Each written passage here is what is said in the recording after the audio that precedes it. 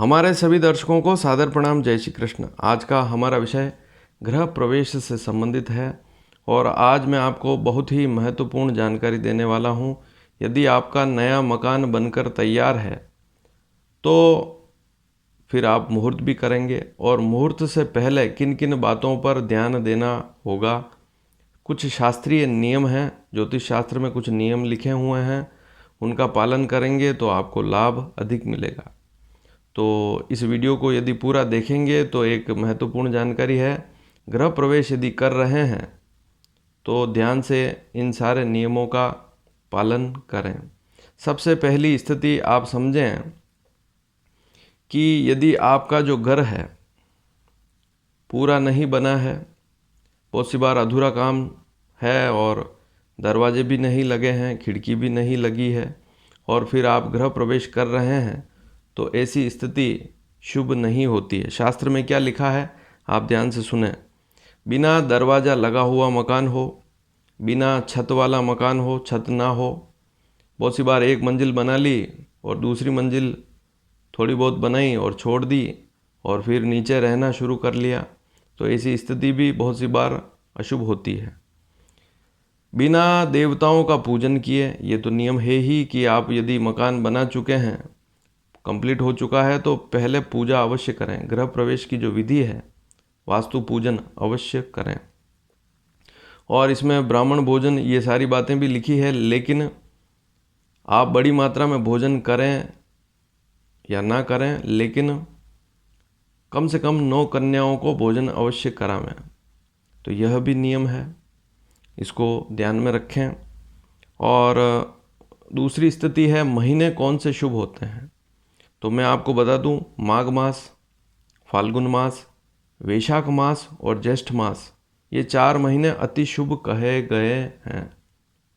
वापस सुन ले में, माघ मास, फाल्गुन मास, वैशाख मास और ज्येष्ठ मास, ये 4 महीने गृह प्रवेश के लिए अति शुभ कहलाते हैं।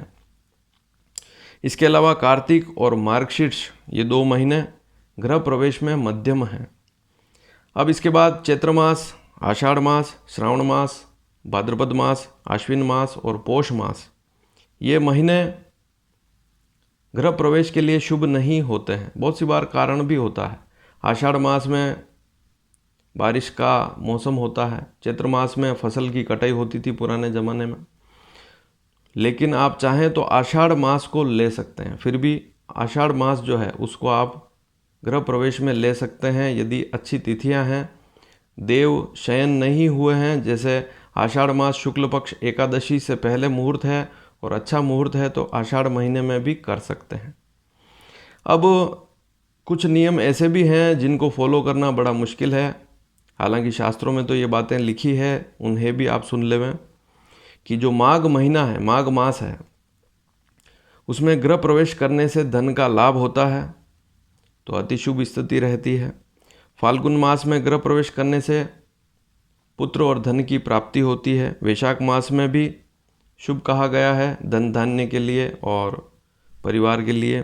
इसके अलावा ज्येष्ठ मास में भी गृह प्रवेश करने से धन धान्य की वृद्धि और परिवार में सुख, पुत्र लाभ, संतान लाभ होता है, ऐसा शास्त्रों में लिखा है। अब जो ऐसे नियम हैं जो बहुत ही क्लिष्ट हैं, जिनको करना बड़ा मुश्किल है, लेकिन बता देता हूँ। हो सकता है आपका जो प्लॉट है उसके अनुकूल आपको मुहूर्त ना मिले। जैसे सबसे पहला नियम क्या है, यदि आपका जो मकान है वह पूर्वमुखी है तो दरवाज़ा भी पूर्वमुखी ही होगा। उसका एंट्रेंस या फाटक जो मूल दरवाज़ा है, खास दरवाज़ा, वो पूर्व दिशा में है। तो ऐसी स्थिति में उस घर में पंचमी, दशमी और पूर्णिमा के दिन मुहूर्त हो तो ज़्यादा अच्छा रहता है।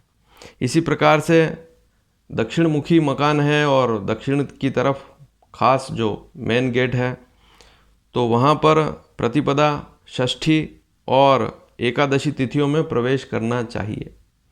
इसके अलावा पश्चिम मुख वाला अगर मकान है, पश्चिम में मुख्य द्वार जो है पश्चिम में है, तो द्वितीया, सप्तमी, द्वादशी इसमें शुभ होती है।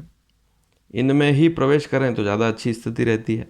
यदि आपका मकान उत्तर मुखी है उत्तर में मुख्य द्वार है, क्योंकि जब गृह प्रवेश करते हैं तो सबसे पहले तो घर में ब्राह्मण को बुलाते हैं, पूजा करवाते हैं सभी देवताओं की, वास्तु शांति कराते हैं, यज्ञ करवाते हैं, और फिर उसके बाद घर का जो मालिक है सपत्नीक पत्नी के साथ बाजे गाजे सहित घर का जो मुख्य द्वार है उसका पूजन करते हैं। और फिर पूजन करने से पहले एक कलश भर के लाते हैं, सिर पे रख कर लाते हैं, और फिर घर में प्रवेश करते हैं।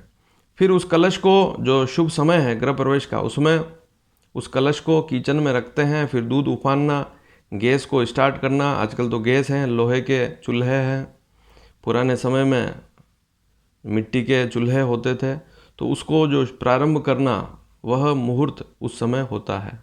तो कलश भर के भी रखते हैं और ये सारी प्रक्रिया होती है। तो आप जहाँ से एंटर कर रहे हैं उस दिशा को देखें। उत्तरमुखी मकान है और उत्तर की तरफ मुख्य द्वार है, तो उसमें लिखा है कि तृतीया, अष्टमी और त्रयोदशी, तीज, अष्टमी और तेरस, ये 3 तिथियां प्रवेश में शुभ होती है।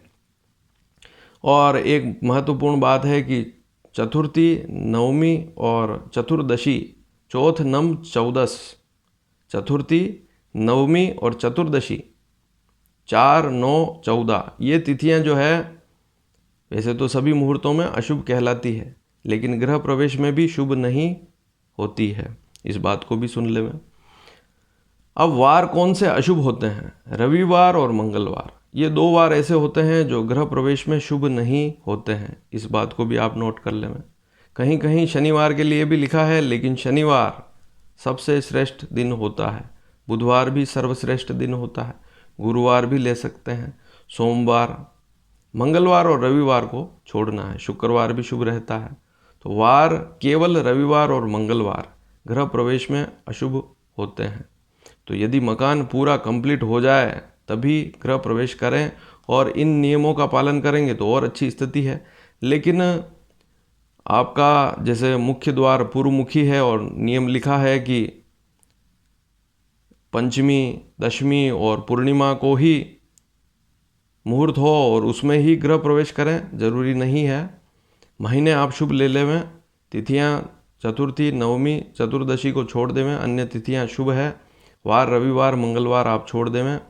नक्षत्र भी बहुत सारे लिखे हैं, उसकी व्याख्या मैं नहीं करूंगा क्योंकि बहुत से लोगों को इसकी जानकारी नहीं है। लेकिन हमारे इस चैनल के माध्यम से आपको नियमित मुहूर्त बताए जा रहे हैं गृह प्रवेश और भूमि पूजन के, उनको आप फॉलो करेंगे। जहां पर मैंने श्रेष्ठ बताए हैं उन मुहूर्तों को करेंगे तो बहुत अच्छी स्थिति रहेगी। और ये जो जानकारी आपको अच्छी लगी हो तो इसे अधिक से अधिक शेयर करें ताकि और भी लोग लाभान्वित हो सकें। धन्यवाद। जय श्री कृष्ण।